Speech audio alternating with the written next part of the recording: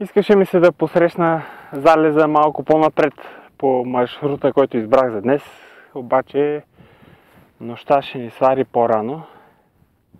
Слънцето залязва зад рила, хвърля последни червеникави отблясъци в посока Ботев, който тук го виждам със сигурност в цветове, които видеото няма как да предаде.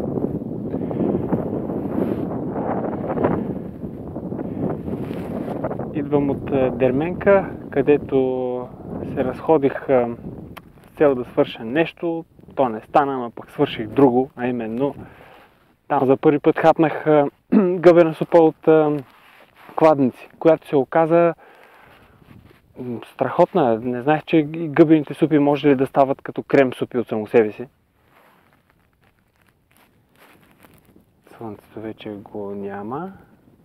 Само един облак, осветен от него, май се вижда по билата на рила. Вежен е там. Юмрука.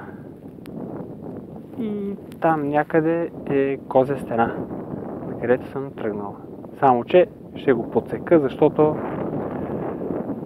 предпочитам да съм по-рано на хижата. Айде напред.